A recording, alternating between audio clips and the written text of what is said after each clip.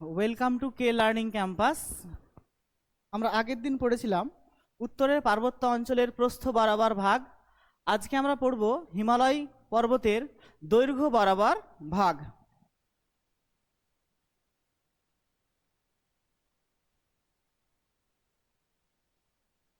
উত্তরের পার্বত্য অঞ্চল এর দৈর্ঘ্য বরাবর হিমালয়ের শ্রেণীবিভাগ, তার সঙ্গে সঙ্গে হিমালয় পার্বত্য অঞ্চলের যে উত্তর পূর্বের উচ্চভূমি রয়েছে সেই উত্তর পূর্বের উচ্চভূমি সম্পর্কেও আমরা কিন্তু আজকে পড়ব। এই যে হিমালয় পার্বত্য অঞ্চল, এই হিমালয় পার্বত্য অঞ্চলকে আঞ্চলিক বৈশিষ্ট্যের ভিত্তিতে পশ্চিম থেকে পূর্ব দিকে এই হিমালয়কে তিনটি প্রধান ভাগে ভাগ করা হয়েছে। পশ্চিম হিমালয়, মধ্য হিমালয় আর হচ্ছে কি পূর্ব হিমালয়। তো পশ্চিম হিমালয় কোনটুকু আমরা এখানে পড়েছি যে এখানে একটি পর্বত আছে, যেই পর্বতটার নাম হচ্ছে নাঙ্গা পর্বত। ঠিক আছে, এই নাঙ্গা পর্বত থেকে শুরু করে নামচা বারোয়া পর্যন্ত এই হিমালয় পর্বতমালাকে পশ্চিম থেকে পূর্ব দিকে প্রধানত তিনটি পার্টে ভাগ করা হয়েছে। নাঙ্গা পর্বত থেকে শুরু করে নেপালের একটি নদী আসছে, যে নদীটার নাম হচ্ছে কালী নদী। নদীটার নাম কি বললাম? কালী নদী। এই কালী নদী পর্যন্ত বিস্তৃত এই অংশটুকু, অর্থাৎ এই নাঙ্গা পর্বত থেকে শুরু করে কালী নদী পর্যন্ত বিস্তৃত এই অংশটুকুকে বলা হচ্ছে পশ্চিম হিমালয়। আর এই কালী নদী থেকে শুরু করে তিস্তা নদী পর্যন্ত বিস্তৃত যে অংশটুকু হিমালয়ের, সেটুকুকে বলা হচ্ছে কি মধ্য হিমালয়। আর এই তিস্তা নদী থেকে শুরু করে এইদিকে নামচা বারোয়া পর্যন্ত বিস্তৃত যে অংশটুকু, তাকে বলা হচ্ছে হিমালয়ের পূর্ব হিমালয়। এই হিমালয়কে কি করা হয়েছে? তিনটি ভাগে ভাগ করা হয়েছে: পশ্চিম হিমালয়, মধ্য হিমালয় এবং পূর্ব হিমালয়। ঠিক আছে, সমগ্র এই উত্তর পূর্বের পার্বত্য অঞ্চল কোন কোন রাজ্য নিয়ে গঠিত আমরা হয়তো এর আগে পড়েছি, আবার বলে দিচ্ছি আমি। হ্যাঁ, লাদাখ, জম্মু কাশ্মীর, তাই তো, হিমাচল প্রদেশ, উত্তরাখণ্ড, পাঞ্জাব, হরিয়ানা, এদিকে রয়েছে আমাদের সিকিম, পশ্চিমবঙ্গের দার্জিলিং জেলা, এদিকে পুরো অরুণাচল প্রদেশ নিয়ে গঠিত হয়েছে এই উত্তরের পার্বত্য অঞ্চল। বাকি অংশটুকু যেগুলো দেওয়া আছে, মিজোরাম, মণিপুর, ত্রিপুরা, তারপর হচ্ছে মেঘালয়, এগুলো সব হচ্ছে উত্তর পূর্বের পাহাড়ি অঞ্চল। পশ্চিম হিমালয়, পশ্চিম হিমালয় আমি একটুখানি আগে বললাম নাঙ্গা পর্বত থেকে কালী নদী পর্যন্ত বিস্তৃত। এখানে রয়েছে দেখো নাঙ্গা পর্বত, আর এই অংশটাতে রয়েছে কালী নদী। অতএব এই নাঙ্গা পর্বত থেকে শুরু করে কালী নদী পর্যন্ত বিস্তৃত এই অংশটুকু বলা হচ্ছে, কি বলা হচ্ছে এইটুকুকে? পশ্চিম হিমালয়। এই পশ্চিম হিমালয় কোন কোন রাজ্য নিয়ে গঠিত হয়েছে সেগুলো আমরা একটু দেখে নিই। জম্মু কাশ্মীর, লাদাখ, হিমাচল প্রদেশ, পাঞ্জাব, উত্তরাখণ্ড, এই সমস্ত রাজ্য নিয়ে গঠিত হয়েছে এই পশ্চিম হিমালয়ের ভূপ্রকৃতি। এই পশ্চিম হিমালয়কে আবার কয়েকটি ক্ষুদ্রতর পার্টে ভাগ করা হয়েছে বা অংশে ভাগ করা হয়েছে।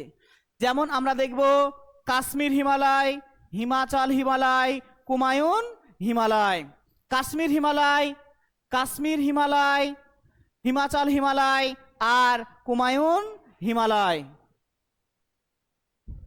এখানে এই পশ্চিম হিমালয়ে বেশ কয়েকটি পর্বতশ্রেণী সমান্তরালে উত্তর থেকে দক্ষিণে এবং দক্ষিণ থেকে উত্তর দিকে বিস্তৃত। যেমন আমরা দেখব কারাকোরাম, এই পর্বতটার নাম কি বললাম? কারাকোরাম। একে আবার বলা হয় কৃষ্ণগিরি। তার হচ্ছে কি লাদাখ, এটার নাম হচ্ছে লাদাখ। কারাকোরাম, লাদাখ, জাস্কার, ঠিক আছে। তারপর রয়েছে পীর পাঞ্জাল, এখানে রয়েছে পীর পাঞ্জাল। আর এই অংশটা হচ্ছে কি না তো গ্রেট হিমালয় বা উচ্চ হিমালয় পর্বতশ্রেণী। তারপর রয়েছে ধলাধর, নাকটিব্বা, ঠিক আছে। আর শেষের দিকে রয়েছে কি এই হিমালয় হচ্ছে শিবালিক হিমালয়ের অন্তর্গত। কাশ্মীর হিমালয়, এই কাশ্মীর হিমালয় যা জম্মু এবং কাশ্মীরের লাদাখের প্রায় 3.5 লক্ষ বর্গ কিলোমিটার জায়গা নিয়ে গঠিত হয়েছে। এখানে দক্ষিণ থেকে উত্তর দিকে পরপর 5টি পর্বতশ্রেণী রয়েছে, যেমন জম্বু পাহাড় বা পুঞ্চ পাহাড়, পীর পাঞ্জাল, জাস্কার, লাদাখ, কারাকোরাম। ঠিক আছে, জম্বু পাহাড়, জম্বু পাহাড়, পীর পাঞ্জাল, তারপর হচ্ছে জাস্কার, লাদাখ আর কারাকোরাম। কি বোঝা গেল? কি বললাম? জম্বু পাহাড়, পীর পাঞ্জাল, আর আরেকটা কি বললাম? জাস্কার, লাদাখ আর হচ্ছে কি কারাকোরাম, যা দক্ষিণ থেকে উত্তর দিকে বিস্তৃত এই সমস্ত পর্বতমালাগুলি। হ্যাঁ, দক্ষিণ থেকে উত্তর দিকে যে সমস্ত পর্বতমালাগুলি রয়েছে তার মধ্যে এই অঞ্চলটাতে দেখতে পাওয়া যায় মালভূমি, লাদাখ মালভূমি, শৃঙ্গ গডউইন ওয়াস্টিন এই অঞ্চলটার সর্বোচ্চ শৃঙ্গ। এছাড়াও নাঙ্গা, গ্যাসের ব্রুম এখানকার অন্যান্য শৃঙ্গের উদাহরণ। এই অঞ্চলটাতে আমরা দেখব লাদাখ মালভূমি। এই যে এই অঞ্চলটুকুতে রয়েছে লাদাখ মালভূমি, ঠিক আছে, এই অংশটুকুতে রয়েছে লাদাখ মালভূমি, ঠিক আছে। আর আর কি পড়লাম আমরা? তার সঙ্গে সঙ্গে আমরা পড়লাম এখানকার শৃঙ্গ, উচ্চতম শৃঙ্গ গডউইন অস্টিন। এই গডউইন অস্টিনটা রয়েছে এই রকম জায়গা রয়েছে গডউইন অস্টিন, যাকে বলা হয় K2, এটাকে বলা হচ্ছে K2, যার উচ্চতা 8,611 মিটার। এটি কারাকোরামের সর্বোচ্চ শৃঙ্গ। যেহেতু কারাকোরাম, কারা এবং কোরাম দুটি পর্বতের সর্বোচ্চ শৃঙ্গ, যার জন্যে একে বলা হচ্ছে, কি বলা হচ্ছে? K2। কি বলা হচ্ছে এটাকে? K2। হ্যাঁ, এই যে এটাকে বলা হচ্ছে K2। এর অপর নাম হচ্ছে গডউইন অস্টিন। এছাড়াও রয়েছে গ্যাসের ব্রুম, গ্যাসের ব্রুম। এদিকে রয়েছে নাঙ্গা পর্বত, ঠিক আছে, নাঙ্গা পর্বত। এগুলো সব হচ্ছে কি এই অঞ্চলটার শৃঙ্গ। গিরিপথ এই অঞ্চলটাতে দেখতে পাওয়া যায় বানিহাল, জজিলা, যা শ্রীনগর এবং লেহ এর মাঝে রয়েছে। শ্রীনগর এবং লেহকে যুক্ত করেছে কোন গিরিপথ? এরকম পরীক্ষায় কোশ্চেন হতে পারে, যার জন্যে আমাদের মনে রাখতে হবে শ্রীনগর এবং লেহকে যুক্ত করেছে জজিলা। আর একটি গিরিপথ রয়েছে বুর্জিলা, ঠিক আছে। উপত্যকা, এই পীর পাঞ্জাল ও হিমাদ্রির মাঝে কাশ্মীর উপত্যকা বিখ্যাত, ঠিক আছে। এই দেখো পীর পাঞ্জাল দেখতে পাচ্ছ, এটা হচ্ছে পীর পাঞ্জাল, আর এটা হচ্ছে কি হিমাদ্রি। এর মাঝেই দেখতে পাওয়া যাচ্ছে কি উপত্যকা। এই অঞ্চলটাতে দেখতে পাওয়া যায় এক ধরনের ধাপ যুক্ত মৃত্তিকা। এই ধাপ যুক্ত মৃত্তিকাকে বলা হয় কারেওয়া। কি বলা হয় এটাকে? কারেওয়া বলা হয় এটাকে, এই ধাপযুক্ত মৃত্তিকা, ঠিক আছে। এই অঞ্চলটা মনে করা হচ্ছে ভূতাত্ত্বিকদের মতে এই অঞ্চলটা আগে কি ছিল? হ্রদ অঞ্চলে পরিণত ছিল, বা হ্রদ ছিল, জলাশয় ছিল। কিন্তু পরবর্তীতে এই অঞ্চলটা সিন্ধুর উপনদীর দ্বারা, সঞ্চয় কার্যের দ্বারা এই অঞ্চলটা আস্তে আস্তে কি হয়েছে? একটি সংকীর্ণ উপত্যকার সৃষ্টি করেছে। এই অঞ্চলটার চারিদিকে পর্বত দিয়ে ঘেরা একটি সংকীর্ণ উপত্যকা, যা দেখতে প্রাকৃতিক সৌন্দর্যের জন্য কি হচ্ছে? বিখ্যাত, যার জন্য এটাকে বলা হচ্ছে কি ভারতের ভূস্বর্গ বলা হয়। তো ভারতের ভূস্বর্গ কাকে বলা হয়? কাশ্মীর উপত্যকাকে বলা হয়। এই কাশ্মীর উপত্যকা তার সৌন্দর্যের জন্য বিখ্যাত এবং কারেওয়া মৃত্তিকার জন্য বিখ্যাত। কারেওয়া মৃত্তিকা কি বলছে? এই কাশ্মীর উপত্যকায় কি দেখা যায়? ধাপযুক্ত ভূভাগ দেখা যায়, যেখানে এক ধরনের মৃত্তিকা দেখা দেয়, যাকে বলা হচ্ছে কারেওয়া মৃত্তিকা। এই কারেওয়া মৃত্তিকা এক ধরনের চাষ হয়, যে চাষটা হচ্ছে জাফরান চাষ। কি চাষ? জাফরান চাষ। জাফরান দেখেছো তোমরা? বিরিয়ানির মশলা, ওই যে সুতোর মতো পাতলা পাতলা অংশগুলো দেখেছো? কেশর, কেশর, হ্যাঁ, ওই ওই জাফরান চাষ কোথায় হয়? এই কারেওয়া মৃত্তিকায় হয়। এখানকার জমির দাম কিন্তু প্রচুর। যদি মনে করো যে স্যার আমার কাছে অনেক টাকা আছে, আমি এখানে গিয়ে জমি কিনে নিব, তোমার কাছে বিক্রি করবে না, ওরা স্থানীয় যে সমস্ত উপজাতি তাদের কাছে কি করবে, সেই জমিগুলো বিক্রি করবে, অন্য কারোর কাছে বিক্রি করবে না। তো আমরা কি জানলাম, এখানে জানলাম যে পশ্চিম হিমালয়ের দক্ষিণ থেকে উত্তর দিকে কয়েকটি পর্বতশ্রেণী রয়েছে, জম্বু পাহাড়, পীর পাঞ্জাল, জাসকার, লাদাখ, কারাকোরাম। পীর পাঞ্জাল আর উচ্চ হিমালয়ের মাঝে রয়েছে একটি সুন্দর উপত্যকা যাকে বলা হচ্ছে কাশ্মীর উপত্যকা। এই কাশ্মীর উপত্যকা কি জন্য বিখ্যাত? কারেওয়া মৃত্তিকার জন্য বিখ্যাত এবং জাফরান চাষের জন্য বিখ্যাত। তারপরে এই অঞ্চলটাতে রয়েছে কয়েকটি হ্রদ, যেমন ডাল হ্রদ, উলার হ্রদ, প্যাংগং হ্রদ। এখানকার কয়েকটি হ্রদ। তোমরা 3 ইডিয়ট সিনেমা দেখেছো? দেখেছো কিনা? ওই যে শেষের দিকে যখন আমির খান যাচ্ছে না, আমির খানকে খুঁজতে খুঁজতে একটা হ্রদের কাছে গিয়ে খুঁজে পাওয়া গেল। কি করছে এখানে গিয়ে, কি করছে, ঘুড়ি ওড়াচ্ছে, দেখেছো? ওই যে হ্রদটার পাশে দেখতে পাওয়া গেছে, ওই হ্রদটার নাম হচ্ছে কি প্যাংগং হ্রদ। কি হ্রদ?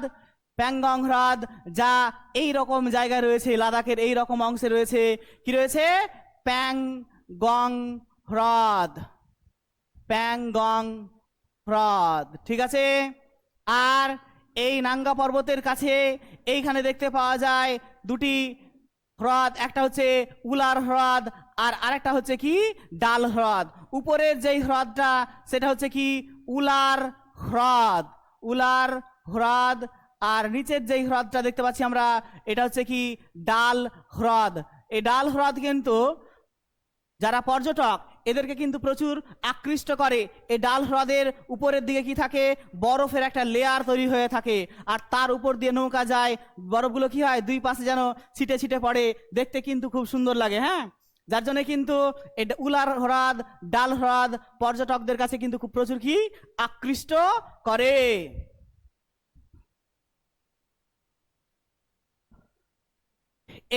এখানে রয়েছে একটি উষ্ণ প্রস্রবণ, ভেরুনাগ, অনন্তনাগ। উষ্ণ প্রস্রবণ কাকে বলে তোমরা জানো?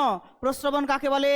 বলছে ভূ অভ্যন্তর থেকে যখন জল কি হবে, কোন রকম পাম্প ছাড়াই ভূপৃষ্ঠের বাইরের দিকে বেরিয়ে আসবে, তখন তাকে বলা হচ্ছে প্রস্রবণ। এই প্রস্রবণটা আমরা দেখব যে এখানে দেখতে পাওয়া যাচ্ছে ভেরুনাগ এবং অনন্তনাগ দেখতে পাওয়া যায়। এখানে কিন্তু উষ্ণ প্রস্রবণ দেখতে পাওয়া যায়। যদি কোনো একটি প্রস্রবণের কি হয়, জল যদি গরম হয় তাহলে কি হবে, তখন তাকে বলা হয় উষ্ণ প্রস্রবণ। আমাদের হিমাচল প্রদেশের মণিকরণে কিন্তু এই উষ্ণ প্রস্রবণ কিন্তু বিখ্যাত। এখানে কিন্তু গড়ে উঠেছে বিখ্যাত ভূতাপ বিদ্যুৎ কেন্দ্র। কোথায় গড়ে উঠেছে বললাম? হিমাচল প্রদেশের মণিকরণে। কোথায় গড়ে উঠেছে? হিমাচল প্রদেশের মণিকরণে, ঠিক আছে। তা আমরা এই যে হিমালয়ের দৈর্ঘ্য বরাবর ভাগ, এখানে 3টে ভাগ আমরা পড়লাম। একটা হচ্ছে কি পশ্চিম, মধ্য আর পূর্ব। পশ্চিম হিমালয়কে আবার কটা ভাগে ভাগ করা হয়েছে? কটা ভাগে ভাগ করা হয়েছে বলো? হারিয়ে গেল কোথায়?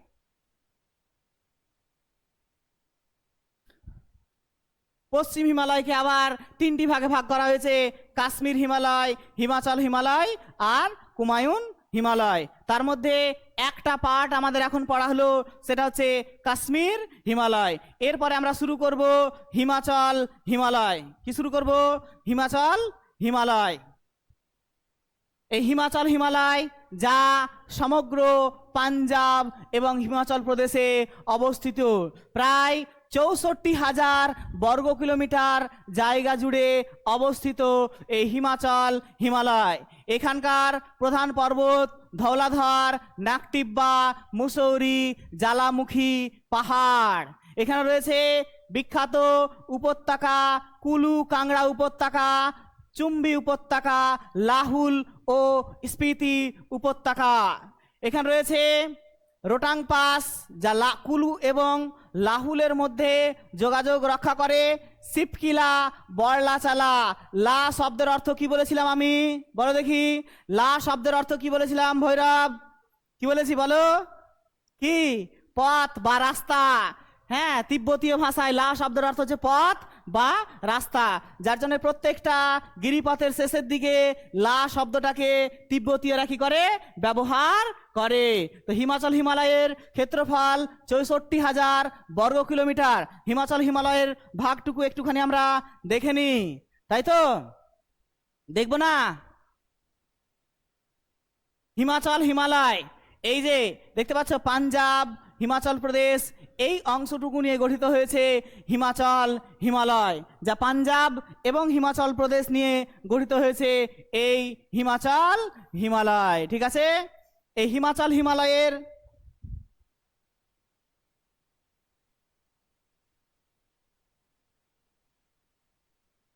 হিমালয়ের গিরিপথগুলোর নাম বললাম রোটাং পাস, যা কুলু এবং লাহুলের মধ্যে অবস্থিত।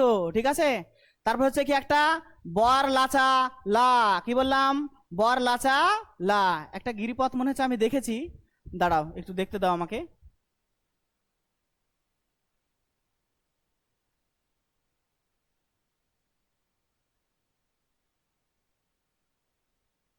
দেখতে পাচ্ছ শিবকিলা, দেখতে পাচ্ছ, এই যে এখানে রয়েছে শিবকিলা।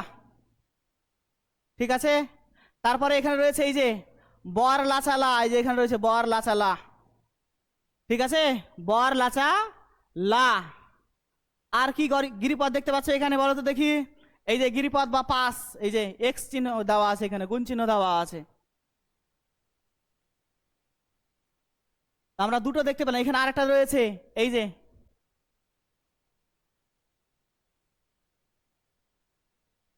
নাঙ্গা পর্বতের কাছে রয়েছে গিরিপথটা। ঠিক আছে, খুঁজে পাচ্ছি না আমি এই মুহূর্তে।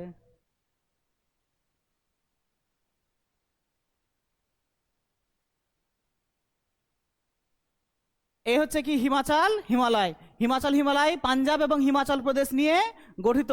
তারপর আমরা দেখব কুমায়ুন হিমালয়, যা সমগ্র উত্তরাখণ্ড রাজ্যে রয়েছে। 60,000 বর্গ কিলোমিটার জায়গা জুড়ে রয়েছে এই কুমায়ুন হিমালয়। ঠিক আছে, এই যে এই অংশটুকু দেখতে পাচ্ছ, আরে হ্যাঁ হো কিছু বলো।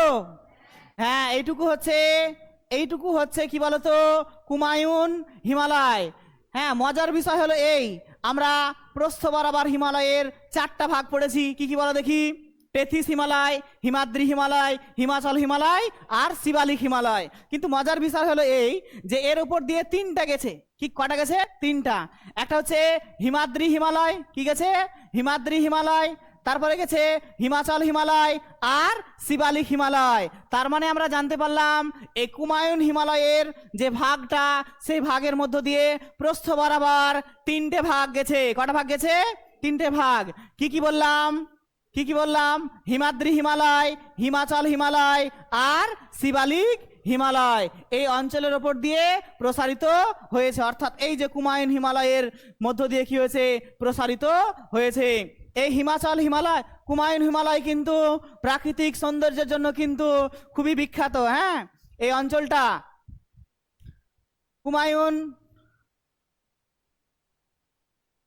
কুমায়ুন হিমালয় তার প্রাকৃতিক সৌন্দর্যের জন্য কিন্তু বিখ্যাত। এখানকার দক্ষিণাংশের উচ্চতা প্রায় 600 মিটার, উত্তরাংশের উচ্চতা প্রায় 6000 মিটারের বেশি। এখানে রয়েছে নন্দা দেবী, কামেট, ত্রিশূল, চৌখাম্বা, দুন গিরি। এখানে দেখতে পাওয়া যায় কয়েকটি পর্বত শৃঙ্গ, নন্দা দেবী, কামেট, ত্রিশূল, চৌখাম্বা, দুনগিরি। এই কুমায়ুন হিমালয়ে হিমবাহ সৃষ্ট হ্রদ দেখা যায়, যেই হ্রদগুলিকে স্থানীয় ভাষায় বলা হয় তাল বলা হয়। কি বলা সেটাকে? তাল। যেমন সাততাল, পুনতাল, ভীমতাল, নৈনিতাল, চোরাবালি তাল, বাসুকি তাল। ঠিক আছে, এগুলো সব হচ্ছে কি তালের উদাহরণ। আবার বলছে কুমায়ুন হিমালয়ের হিমবাহ সৃষ্ট যেই হ্রদ, তাকে স্থানীয় ভাষায় বলা হয়, কি বলা হচ্ছে? তাল। সাততাল, নৈনিতাল, ভীমতাল, পুনতাল, চোরাবালি তাল, এগুলো সবই হচ্ছে কি তালের উদাহরণ। কিসের উদাহরণ এটা? তালের উদাহরণ। তার মানে আমরা জানতে পারলাম এই যে কুমায়ুন হিমালয় রয়েছে এই অঞ্চলটাতে দেখতে পাওয়া যায় কি, দেখতে পাওয়া যায় হিমবাহ সৃষ্ট গর্ত বা হ্রদ দেখা দেয়। এই হ্রদগুলিকে স্থানীয় ভাষায় বলা হচ্ছে কি, বলা হচ্ছে না তো বলা হচ্ছে তাল। এই তালগুলোর উদাহরণ বললাম, আর বলবো না তার কারণ তোমরা হাসছো। হ্যাঁ, আমি কি নামগুলো রেখেছি বলো তো? নামগুলো তো তিব্বতের মানুষরা রেখেছে। এখানে রয়েছে দুটি বিখ্যাত হিমবাহ, একটি হচ্ছে গঙ্গোত্রী হিমবাহ যা থেকে সৃষ্টি হয়েছে গঙ্গা নদী, আরেকটি রয়েছে যমুনেত্রী হিমবাহ যা থেকে সৃষ্টি হয়েছে যমুনা নদী। এই গঙ্গা আর যমুনা কোথায় মিলিত হয়েছে বলো দেখি? কোথায়? এলাহাবাদ, বর্তমান নাম প্রয়াগরাজের কাছে এসে মিলিত হয়েছে। এখানে দেখতে পাওয়া যায় কয়েকটি উপত্যকা, যেমন দেরাদুন উপত্যকা, এছাড়াও গিরিপথ, মানাপাস, থাগলা, লিপুলেক, এগুলো দেখতে পাওয়া যায়। তো দেরাদুন উপত্যকার ব্যাপারে এর আগে আমরা পড়েছি মনে হয়, পড়েছি না পড়িনি বলো? পড়েছি। কি পড়েছি বলো দেখি? যে হিমাচল এবং শিবালিক হিমালয়ের মাঝে যে সংকীর্ণ উপত্যকা, এই সংকীর্ণ উপত্যকাটাকে স্থানীয় ভাষায় বলা হয় দুন। কি বলা হচ্ছে এটাকে? দুন। যেমন দেরাদুন, পাটালি, চৌখাম্বা, এগুলো সব হচ্ছে দুনের উদাহরণ। এই দুন যদি এই কথা বলবে না, এই দুন যদি এই অঞ্চলটাতে দেখতে পাওয়া যায়, অর্থাৎ কুমায়ুন হিমালয় যে দেখতে পাওয়া যায়, তখন তাকে বলা হচ্ছে দুন। আর সেই দুনটা যদি আবার পূর্ব হিমালয়ের কাছে যদি দেখতে পাওয়া যায়, তখন তাকে বলা হয় দুয়ার। কি বলা হচ্ছে সেটাকে? দুয়ার বা ডুয়ার্স। দুয়ার বা ডুয়ার্স। কি বলা আছে? দুয়ার বা ডুয়ার্স বলা হচ্ছে সেটাকে। ঠিক আছে?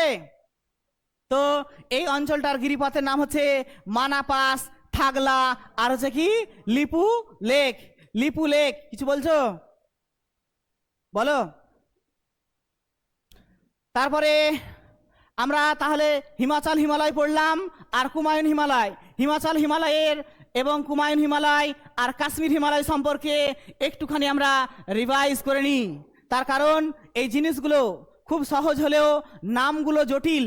তার কারণ সেখানকার মানুষের স্থানীয় নাম দেওয়ার জন্য আমাদের কাছে পড়তে কিন্তু খুব ডিফিকাল্ট মনে হলেও কিন্তু খুব সহজ জিনিস।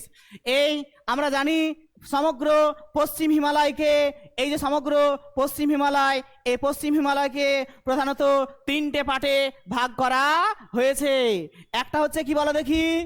একটা হচ্ছে কাশ্মীর হিমালয়, হিমাচল হিমালয় এবং কুমায়ুন হিমালয়। কাশ্মীর হিমালয় যা জম্মু কাশ্মীরকে নিয়ে গঠিত হয়েছে, কাশ্মীর হিমালয়। ঠিক আছে? এই অঞ্চলটার সর্বোচ্চ শৃঙ্গের নাম হচ্ছে কি? Godwin Austen. ঠিক আছে? এই যে কাশ্মীর হিমালয় যা জম্মু কাশ্মীর এবং লাদাখ নিয়ে গঠিত হয়েছে, কাশ্মীর হিমালয়। তারপর হচ্ছে কি? হিমাচল হিমালয়। তারপর হচ্ছে কুমায়ুন হিমালয়। ঠিক আছে? এই তিনটে পার্ট কিন্তু আমরা এখন পড়লাম। তারপরে আমরা যে পরের অংশটা পড়ব, নেপালের এই একটি নদী দেখতে পাওয়া যায় যার নাম হচ্ছে কালী নদী। কি নদী? কালী নদী। এই নেপালের কালী নদী থেকে শুরু করে একেবারে এ পর্যন্ত বিস্তৃত। নেপালের কালী নদী থেকে শুরু করে পূর্ব দিকে রয়েছে তিস্তা নদী পর্যন্ত বিস্তৃত এই হিমালয়ের ভাগটাকে বলা হচ্ছে মধ্য হিমালয়। এটা কি বলা হচ্ছে? মধ্য হিমালয়। এই মধ্য হিমালয় যেহেতু সমগ্র নেপালে অবস্থিত। কোথায় অবস্থিত? আমাদের পাঠ্যসূচির সিলেবাস কি? আমাদের সিলেবাস কি আছে? সিলেবাস আছে ভারতের ভূপ্রকৃতি। যেহেতু এটা নেপালের মধ্যে পড়ছে, আমাদের সিলেবাসের বাইরে, কিন্তু আমরা পড়ে নিব এর সর্বোচ্চ শৃঙ্গের নাম হচ্ছে মাউন্ট এভারেস্ট। কি নাম বললাম? মাউন্ট এভারেস্ট এই অঞ্চলের সর্বোচ্চ শৃঙ্গ তথা সারা বিশ্বের উচ্চতম শৃঙ্গ। ঠিক আছে? সারা বিশ্বে যতগুলো উচ্চতম পর্বতশৃঙ্গ রয়েছে তার মধ্যে 8টা পর্বতশৃঙ্গ রয়েছে এই নেপালে। কোথায় রয়েছে? নেপালে। নেপালের এই অঞ্চলটাতে একটি শৈলশিরা দেখা যায় যার নাম হচ্ছে সিঙ্গালীলা শৈলশিরা। কি নাম বললাম? লীলা শৈল শিরা। এই সিঙ্গা লীলা শৈল শিরা থেকে শুরু করে পূর্বে নামচা বারোয়া পর্যন্ত এই জায়গাটার নাম হচ্ছে কি নামচা, ঠিক আছে, নামচা বারওয়া। এই নামচা বারোয়া পর্যন্ত বিস্তৃত এই অংশটুকুকে বলা হচ্ছে কি বলা হচ্ছে পূর্ব হিমালয়। কি বলা হচ্ছে এটাকে পূর্ব হিমালয়। এই পূর্ব হিমালয়কে আবার তিনটে ভাগে ভাগ করা হয়েছে। কটা ভাগে ভাগ করা হয়েছে? তিনটে ভাগে ভাগ করা হয়েছে। একটা হচ্ছে দার্জিলিং সিকিম হিমালয়, দার্জিলিং সিকিম হিমালয়, দার্জিলিং সিকিম হিমালয়, যা সিঙ্গালীলা শৈলশিরা থেকে পূর্ব দিকে ডঙ্কইলা, পূর্ব দিকে ডঙ্কইলা শৈলশিরা পর্যন্ত বিস্তৃত এই অংশটুকু বলা হচ্ছে দার্জিলিং সিকিম হিমালয়। তারপরে সমগ্র ভুটানে রয়েছে যে অংশটুকু তাকে বলা হচ্ছে ভুটান হিমালয়। কি বলা আছে? ভুটান হিমালয়। আর এই ভুটানের সীমানা থেকে শুরু করে নামচা বারোয়া পর্যন্ত এই অংশটুকু বলা হচ্ছে অরুণাচল হিমালয়। কি বলা আছে এটাকে? অরুণাচল হিমালয়। বোঝা গেল?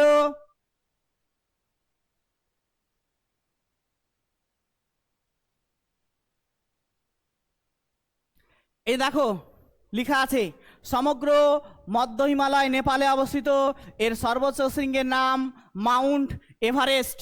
ঠিক আছে, স্যার জর্জ এভারেস্টের নাম অনুযায়ী এই পর্বতের নাম হয়েছে, পর্বতশৃঙ্গের নাম হয়েছে মাউন্ট এভারেস্ট।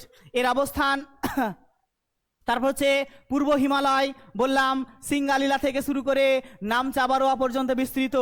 একে আবার তিনটে ভাগে ভাগ করা হয়েছে। একটা হচ্ছে সিকিম দার্জিলিং হিমালয়, আরেকটা হচ্ছে ভুটান হিমালয়, আরেকটা হচ্ছে কি অরুণাচল হিমালয়। কি কি? সিকিম অরুণাচল, আরেকটা কি ভুটান হিমালয়।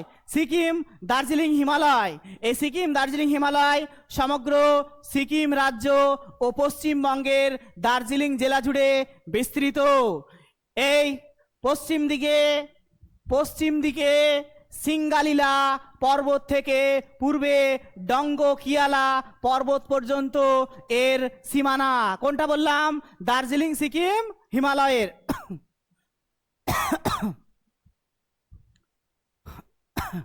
এই যে এখানে রয়েছে সিঙ্গালীলা শৈলশিরা। কি রয়েছে এখানে? সিঙ্গালীলা শৈলশিরা। আর পূর্ব দিকে রয়েছে আর এটা কি বললো ডঙ্গকিয়ালা, তাই তো? এই পর্বত শ্রেণী পর্যন্ত বিস্তৃত এই অংশটুকু বলা হচ্ছে দার্জিলিং সিকিম হিমালয়। দার্জিলিং সিকিম হিমালয়, ঠিক আছে। এই দার্জিলিং সিকিম হিমালয়ের সম্পর্কে আমরা দেখব। এখানে রয়েছে সিঙ্গালীলা পর্বত ভারত নেপালের প্রাকৃতিক সীমানা হিসাবে, অর্থাৎ সিঙ্গালীলা পর্বত এমন একটা জায়গায় রয়েছে যা নেপাল এবং ভারতকে পৃথক করছে। তো নেপাল আর ভারতের মধ্যে সীমানা রচনা করছে এমন একটি পর্বতমালার নাম বলো, সেটা হচ্ছে কি এই সিঙ্গালীলা পর্বতমালা। তারপরে এছাড়াও এখানে রয়েছে দার্জিলিং ডাউহিল মণিভঞ্জন শৈলশিরা। এখানকার প্রধান পর্বতশৃঙ্গ ভারতের সীমানার মধ্যে অবস্থিত হিমালয়ের সর্বোচ্চ শৃঙ্গ কাঞ্চনজঙ্ঘা। তো কাঞ্চনজঙ্ঘা হচ্ছে কি হিমালয়ের সর্বোচ্চ শৃঙ্গ। হিমালয়ের সর্বোচ্চ শৃঙ্গ যা ভারতে রয়েছে, যার নাম হচ্ছে কাঞ্চনজঙ্ঘা। এছাড়াও বেশ কয়েকটি পর্বতশৃঙ্গ রয়েছে, যেমন সান্দাকফু, সবরগ্রাম, ফালুট। সান্দাকফু, সবরগ্রাম, ফালুট। সান্দাকফুটা কোথাকার সর্বোচ্চ শৃঙ্গ বলতো? পশ্চিমবঙ্গের সর্বোচ্চ শৃঙ্গ। পশ্চিমবঙ্গের সর্বোচ্চ শৃঙ্গের নাম হচ্ছে সান্দাকফু। সবরগ্রাম, ফালুট এই অঞ্চলটাতে রয়েছে, ঠিক আছে। এখানকার বিখ্যাত গিরিপথগুলি হলো নাথুলা, যা সিকিম এবং তিব্বতের মধ্যে কি করছে? যোগাযোগ করছে। জেলেফলা, যা ভুটান এবং অরুণাচল প্রদেশের মধ্যে কি করছে? যোগাযোগ করছে। অর্থাৎ আমরা বুঝতে পারলাম যে এই অঞ্চলটাতে যদি দেখি আমরা, তাহলে দেখতে পাবো এই অংশটাতে রয়েছে কি হচ্ছে ভারতের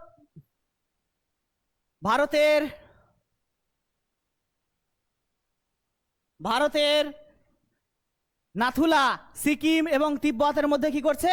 যোগাযোগ করছে। সিকিম এবং তিব্বতের মধ্যে যোগাযোগ করছে। এই যে সিকিম আছে আর এইদিকে আছে তিব্বত, এই অংশটাতে রয়েছে নাথুলা। কি রয়েছে এখানে? নাথুলা রয়েছে, এরকম জায়গাতে রয়েছে নাথুলা গিরিপথ, ঠিক আছে।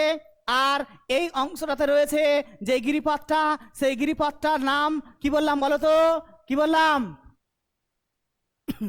এই গিরিপথটার নাম হচ্ছে জেলেপলা, যা ভুটান এবং অরুণাচল প্রদেশের মধ্যে অবস্থিত। কি বললাম? জেলেপলা, যা ভুটান এবং অরুণাচল প্রদেশের মধ্যে অবস্থিত। ভুটান ও অরুণাচল প্রদেশের মধ্যে অবস্থিত, ঠিক আছে। তারপরে আমরা এই মধ্য হিমালয়ের পূর্ব হিমালয়ের একটা ভাগ আমরা পড়লাম সিকিম দার্জিলিং হিমালয়। এই সিকিম দার্জিলিং হিমালয়ের পরবর্তী ভাগ সেটা হচ্ছে, এরপরে আমরা পড়ব পূর্ব হিমালয়ের পরবর্তী ভাগ ভুটান হিমালয়। এই ভুটান হিমালয় সমগ্র ভুটান রাষ্ট্রে অবস্থিত। কোথায় অবস্থিত? ভুটান রাষ্ট্রে অবস্থিত। এর সর্বোচ্চ শৃঙ্গের নাম হচ্ছে গ্যাংখার পুয়েনসাম। এটা নিয়ে অনেক বিতর্ক রয়েছে। কোন বইয়ে আবার বলছে কুলা কাংড়ি। কি বলছে? কুলা কাংড়ি। কিন্তু আমি গুগলে গিয়ে সার্চ করলাম, বলছে গ্যাংখার পুয়েনসাম এটাই হচ্ছে ভারতের উচ্চতম শৃঙ্গ। ভুটান হিমালয়ের সর্বোচ্চ শৃঙ্গের নাম হচ্ছে গ্যাংখার পুয়েনসাম। এখানে রয়েছে বিখ্যাত একটি উপত্যকা যার নাম হচ্ছে থিম্পু উপত্যকা। কি উপত্যকা? থিম্পু উপত্যকা। যে গল্প করছে ওকে কিন্তু আমি বলছি, তোমার কিন্তু কান ধরে চালিয়ে দেবো বাইরে, সাবধান।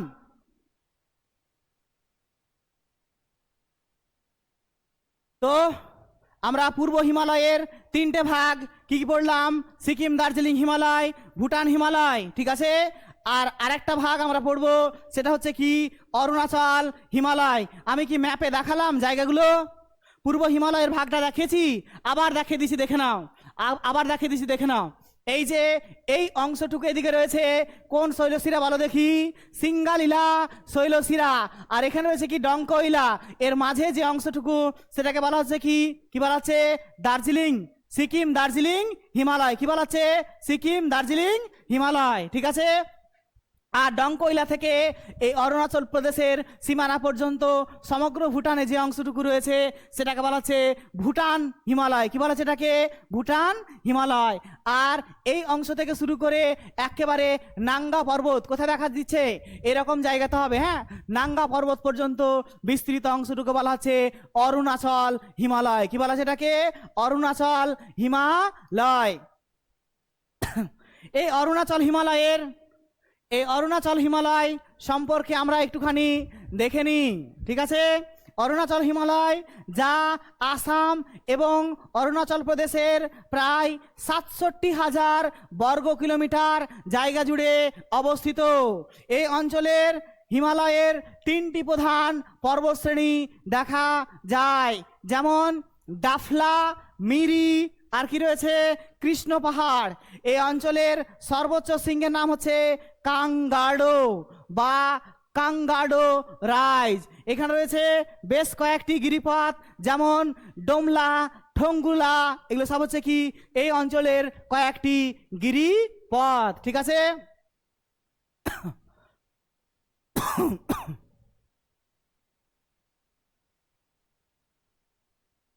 বাপরে, আচ্ছা।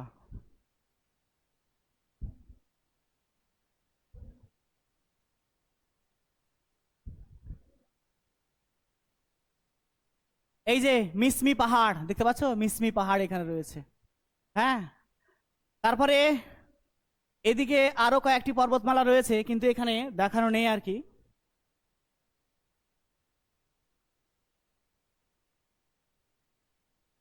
এই যে বোমডিলা, ঠিক আছে, এখানে রয়েছে একটি পর্বত। তারপরে কাঞ্চনজঙ্ঘা রয়েছে অংশে, এই যে কাঞ্চনজঙ্ঘা, ঠিক আছে, বোমলা গিরিপথ। তারপরে এখানে রয়েছে পর্বতগুলো খুব একটা বোঝা যাচ্ছে না, এই যে এখানে দেখতে পাবে তোমরা পাটকয় বুম রয়েছে নিচের দিকে, তাই তো। এখানে রয়েছে পাটকয় বুম। এখানে রয়েছে ডাফলা হিলস, ডাফলা মেরি হিলস, ঠিক আছে, ডাফলা মেরি, ঠিক আছে। তারপর হচ্ছে কি মিসমি পাহাড়, এই যেখানে রয়েছে মিসমি পাহাড়, এগুলো সব হচ্ছে কি একেবারে অরুণাচল হিমালয়ের অন্তর্গত, এগুলো সব হচ্ছে অরুণাচল হিমালয়ের ভাগ, ঠিক আছে। তারপরে আমরা এতক্ষণ ধরে তো পড়লাম, ঠিক আছে, এই যে এতক্ষণ ধরে আমরা যেটুকু পড়লাম সেটুকু হচ্ছে এই হিমালয়ের এই পার্টটুকু আমরা পড়লাম, অর্থাৎ এই অংশ থেকে এই অংশটুকু আমরা এতক্ষণ ধরে পড়লাম, অর্থাৎ হিমালয়ের দৈর্ঘ্য বরাবর ভাগ, হিমালয়ের দৈর্ঘ্য বরাবর তিনটে ভাগ, পশ্চিম হিমালয়, মধ্য হিমালয় আর পূর্ব হিমালয়, তাই তো। এই হিমালয়, পশ্চিম হিমালয়ের আবার তিনটে ভাগ, কাশ্মীর হিমালয়, হিমাচল হিমালয়, কুমায়ুন হিমালয়, ঠিক আছে। সমগ্র মধ্য হিমালয় রয়েছে কোথায়? নেপালে রয়েছে। তারপরে এই অংশটুকু হচ্ছে পূর্ব হিমালয়, এই পর্যন্ত আমরা কিন্তু পড়লাম।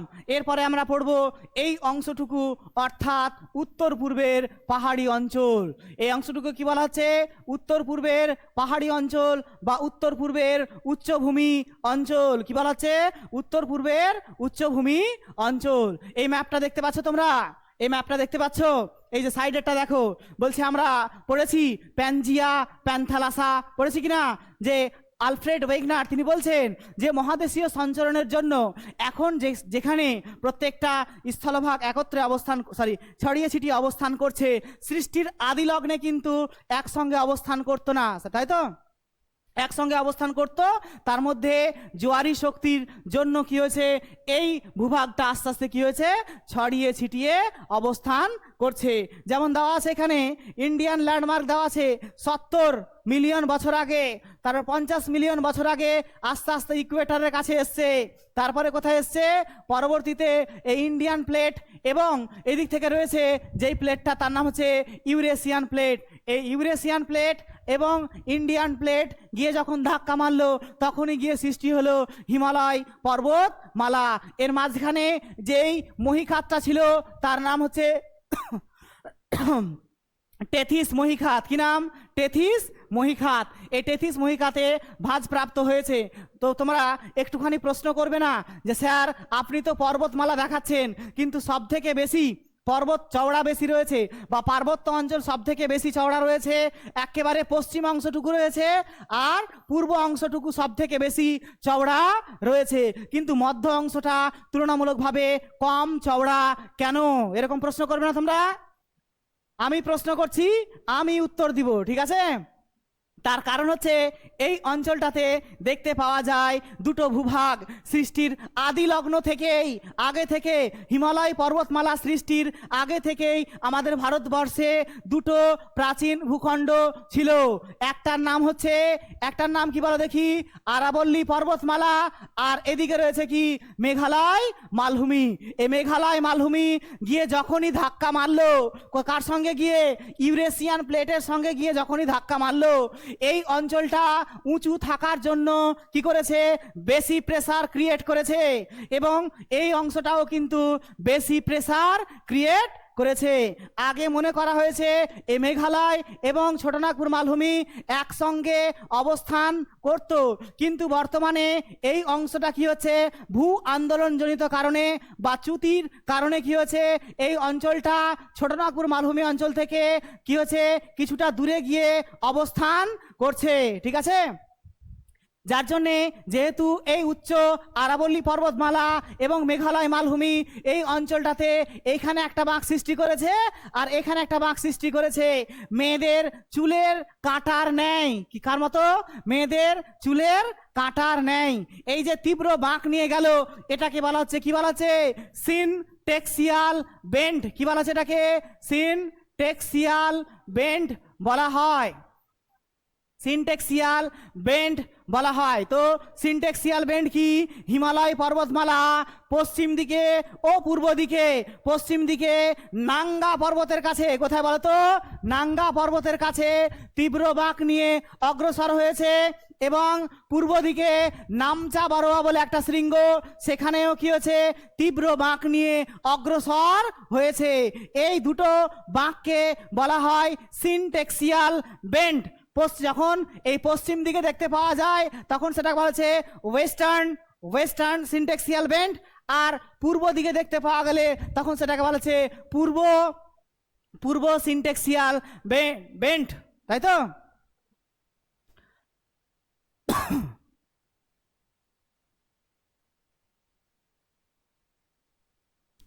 তো যেই জিনিসটা আমি বুঝাচ্ছিলাম আর কি, হ্যাঁ, এই অঞ্চলটাতে দেখো, এখানে এই যে হিমালয় পর্বতমালা, এখানে রয়েছে আরাবল্লী পর্বতমালা, এবং এখানে রয়েছে মেঘালয় মালভূমির জন্য এখানে একটা বাঁক দেখতে পাওয়া গেছে, এবং এখানে একটা বাঁক দেখতে পাওয়া গেছে। মনে করা হচ্ছে এই হিমালয় পর্বতমালা শুধুমাত্র আমাদের ভারতবর্ষের মধ্যে নেপাল সিকিমের মধ্যে সীমাবদ্ধ নয়। এই হিমালয় পার্বত্য অঞ্চল মায়ানমার থেকে সোজা আন্দামান নিকোবর দ্বীপপুঞ্জ পর্যন্ত গেছে। তার মানে আন্দামান নিকোবর দ্বীপপুঞ্জটা সমুদ্রের তলদেশে কি হয়েছে, ওই হিমালয় পর্বত নিমজ্জিত হয়ে রয়েছে, তার ওপরের অংশটা কি রয়েছে, ওই আন্দামান নিকোবর দ্বীপপুঞ্জ। ঠিক আছে, অতএব এই হিমালয় পর্বতমালা আন্দামান নিকোবর দ্বীপপুঞ্জ পর্যন্ত বিস্তৃত হয়েছে, তাই তো? এই যে দেখো এখানে ছবিটা দিয়েছে, যাই হোক আজকে আমি ম্যাপটা করতে ভুলে গেছি। এই যে দেখো এখানে রয়েছে কি, কথা বলিও না, কথা বলিও না। এখানে রয়েছে এই যে হিমালয় পর্বতমালার, এখানে রয়েছে কি কি জায়গাটার নাম, এই জায়গাটার নাম হচ্ছে কি, জায়গাটার নাম হচ্ছে নামচা বারোয়া। জায়গাটার নাম কি, নামচা বারোয়া। এখান থেকে এসে তীব্র বাঁক নিয়ে এগিয়ে এসেছে। এই হিমালয় পর্বতমালা শুধুমাত্র আমাদের ভারতবর্ষের মধ্যে, এই ভারতবর্ষের এই অংশটুকুর মধ্যে সীমাবদ্ধ নয়, ইহা কি রয়েছে আমাদের মিজোরাম, মণিপুর, নাগাল্যান্ডের ওপর দিয়ে প্রসারিত হয়ে এই যে এখানে রয়েছে আন্দামান নিকোবর দ্বীপপুঞ্জ পর্যন্ত, এমনকি কি রয়েছে একেবারে দক্ষিণ দিকে আরো প্রসারিত সুমাত্রা, জাভা দ্বীপপুঞ্জ পর্যন্ত এগিয়ে গেছে। এই হিমালয় পর্বতমালা এই পূর্ব অংশটা সম্পর্কে এখন আমরা পড়ব।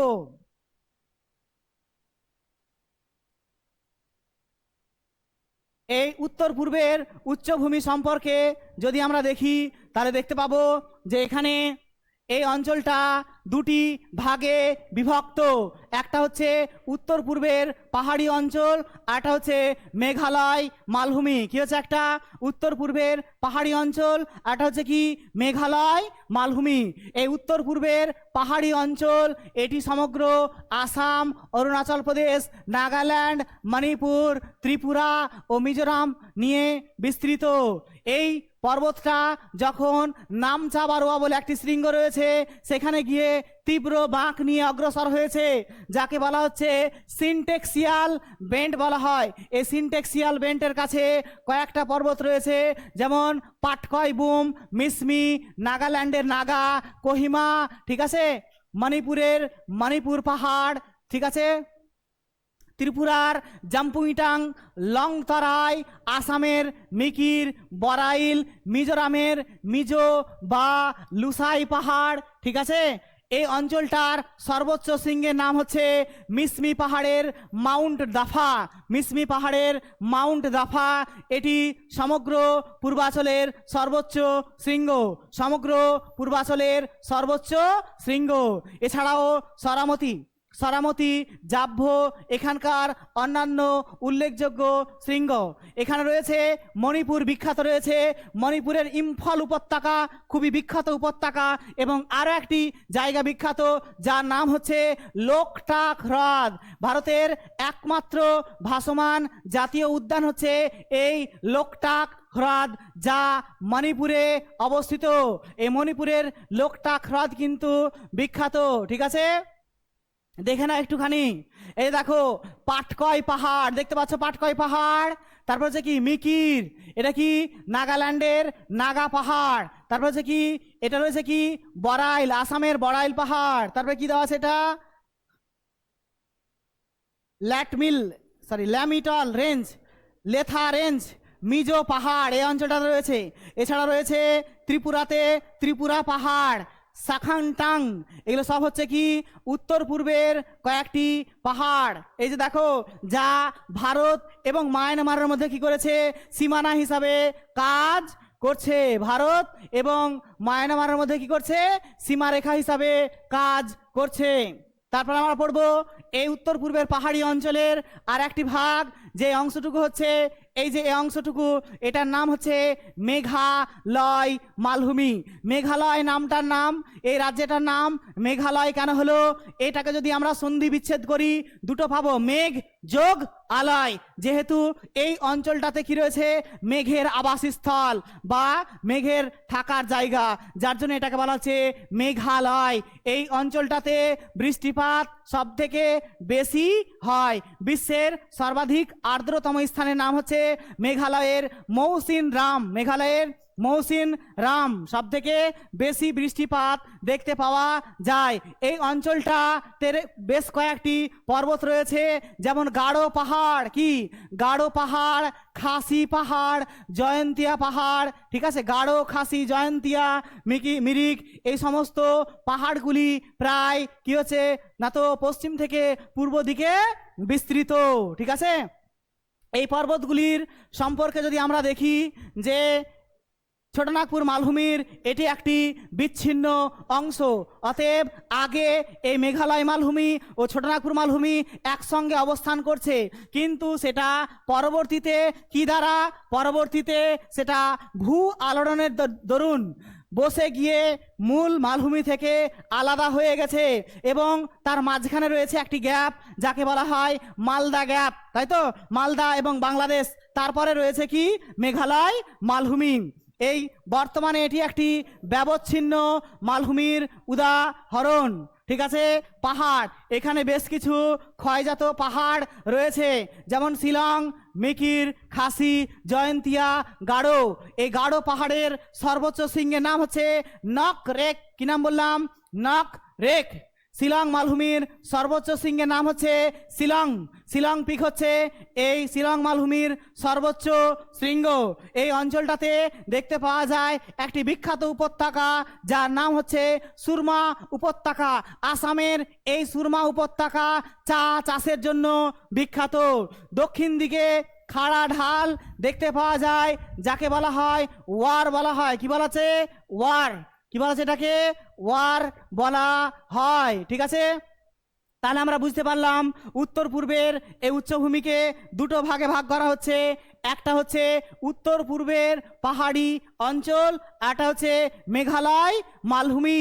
এই মেঘালয় মালভূমি এবং উত্তর পূর্বের পাহাড়ি অঞ্চল দুটো ভাগ নিয়ে গঠিত। তার মধ্যে সব থেকে 2 মার্কের একটা ইম্পর্টেন্ট প্রশ্ন, সেটা হচ্ছে সিনটেক্সিয়াল বেন্ড কি, এটা কিন্তু আমরা খুব ভালো করে পড়ে নিব, ঠিক আছে।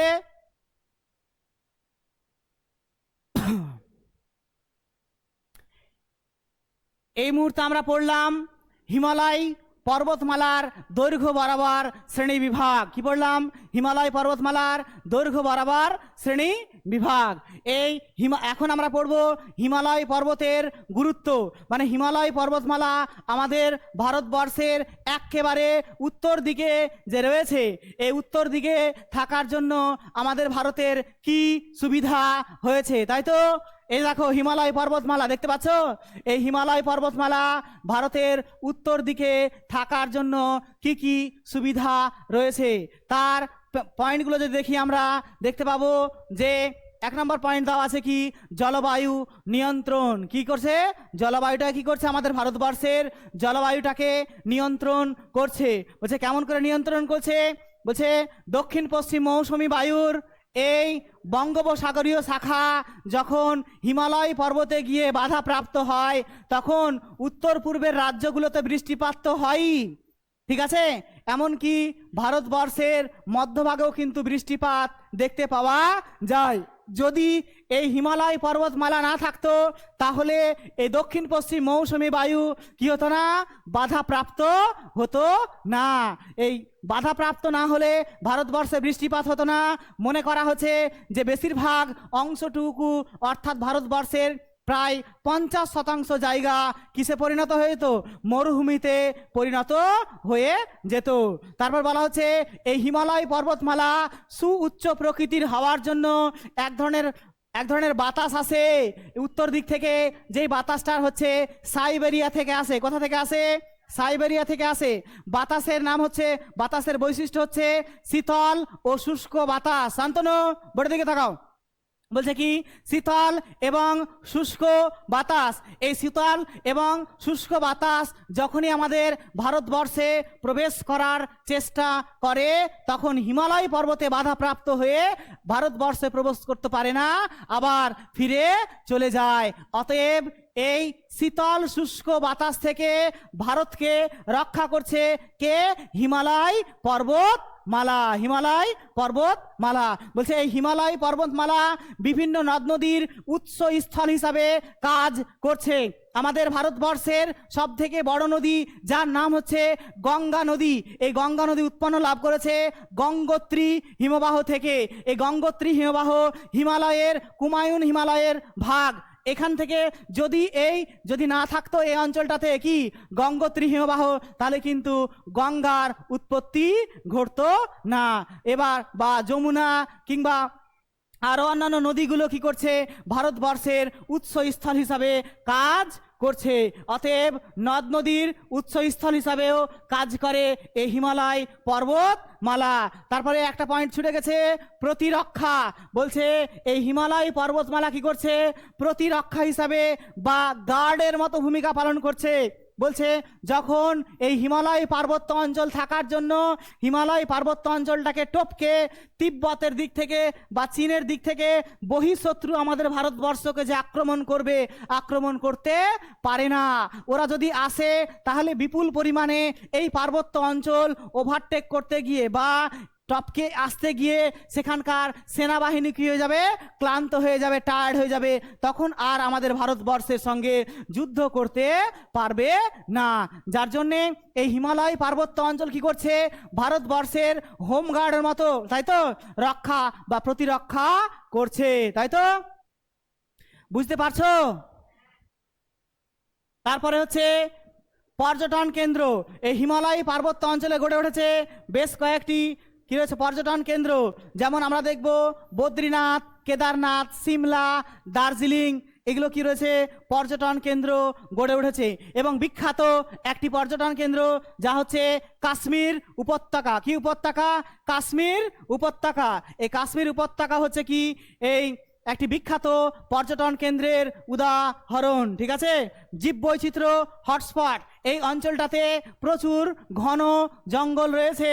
এই যে এই অংশটাতে দেখতে পাওয়া যায় একটি ভূপ্রকৃতি যাকে বলা হয় তরাই বলা হয়। কি বলা হয় এটাকে? তরাই। ঠিক আছে?